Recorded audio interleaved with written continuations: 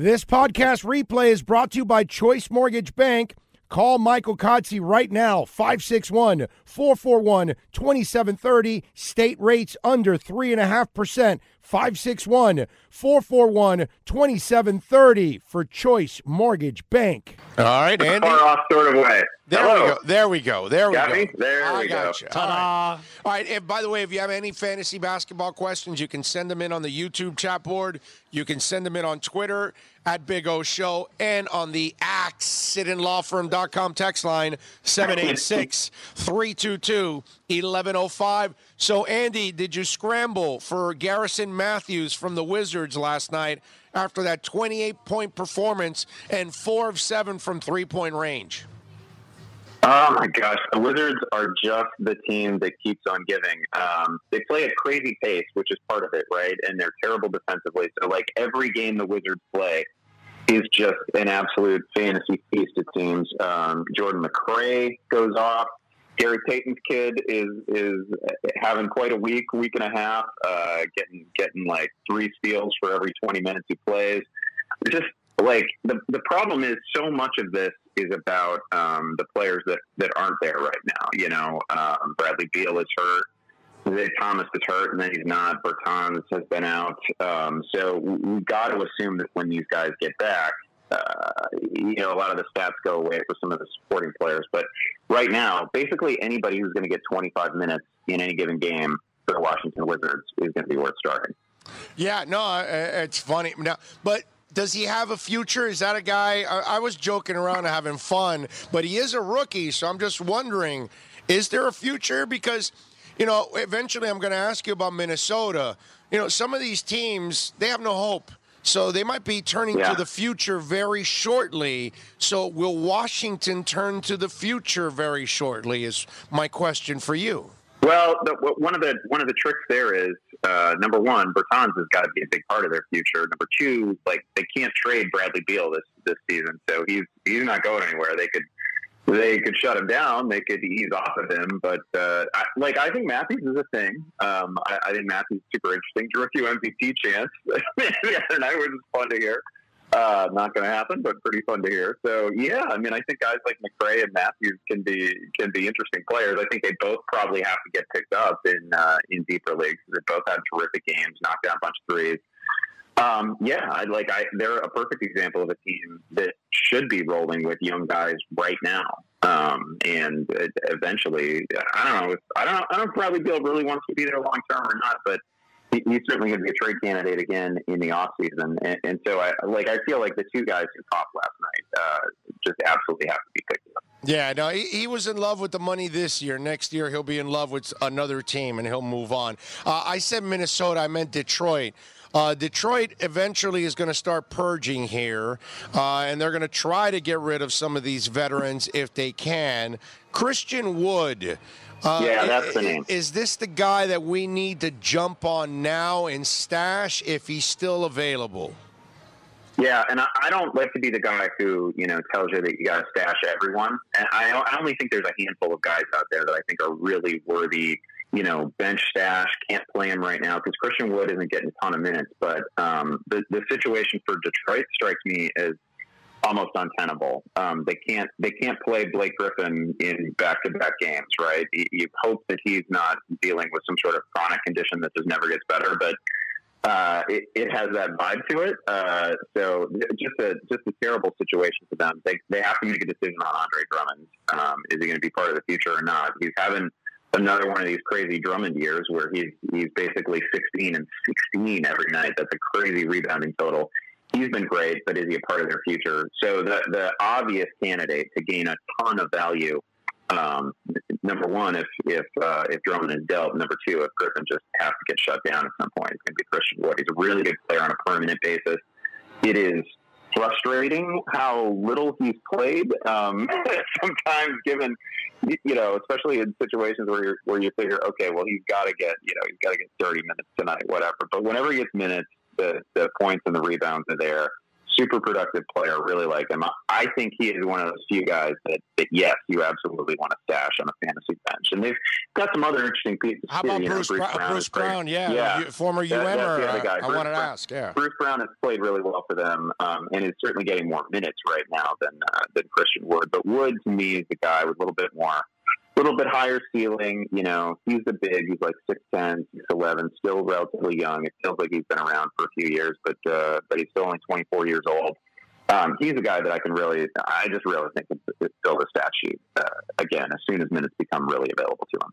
Damian Lee, are we finally seeing something rise from the ashes of the Warriors? I know that they're trying to trade Alec Burke so they can make his two-way contract permanent, but I mean, the way Damian Lee is playing, they have to do this, and if you're a fantasy guy, is it time to pounce on him if you can? Yeah, and Steve Kerr has suggested that they will do it. The trick with the Warriors is because of the deal with D'Angelo Russell, they're hard capped, so they have to give away Alec Burks. Like Burks has got to go. If they're gonna make Lee a semi-permanent part of this roster, then Burks has really got to go, and that may end up being just a pure giveaway. Lee popped on Christmas. Like honestly, like the Christmas games, I was super excited for him. And there was like one that lived up to the billing. You know, the battle for LA kind of lived up to the billing, but there was not another game where both teams showed up. But Lee was one of the highlights of the day. He was so good against Houston. Really filled in the stat sheet for that team. He's actually a bit older. I think he's 27, 28 years old. So there's no, he's already about as good as he's ever going to be. But yes, he appears to be that one guy who, you know, when he plays, it's definitely double-digit points. Like, I think he's double-digit points in, 5 straight games, 6 straight games, something like that.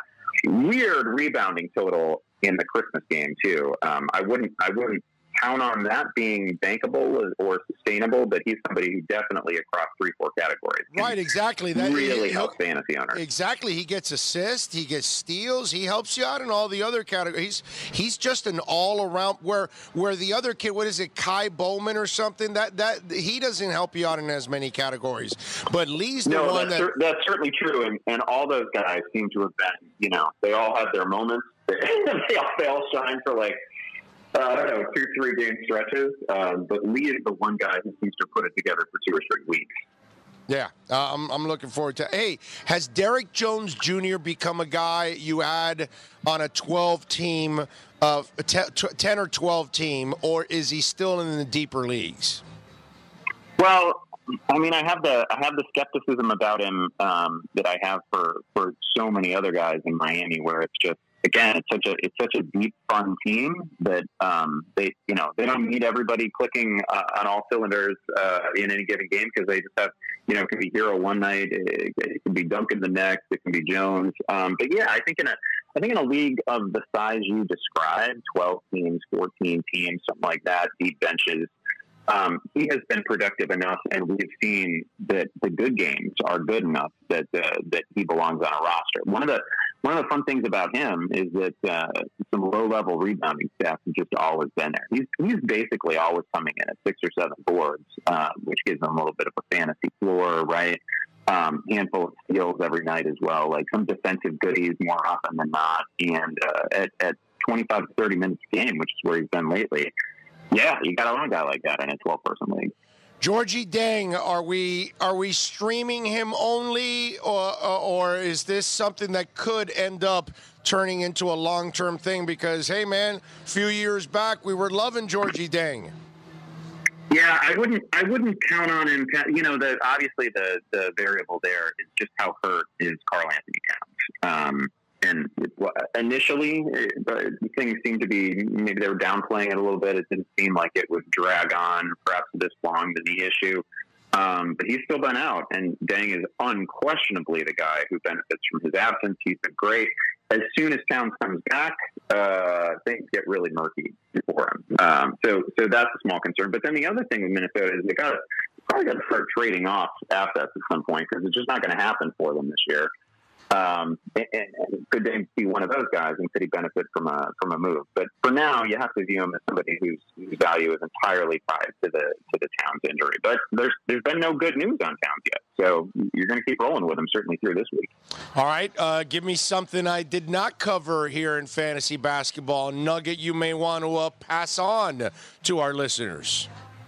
Yeah, I guess I'd say another one of those guys that I consider an interesting stash. Again, there's not. I don't want to be the guy who tells you just stash everybody out there as a big game. But another guy who popped on Christmas was Chris Boucher, and he has not, he's not duplicated that effort necessarily since then. But a little bit of range, a lot of opportunity for Toronto right now because no Siakam, no Gasol, like all kinds of injuries for that team. Boucher is somebody who, in spurts, has at least taken advantage of it.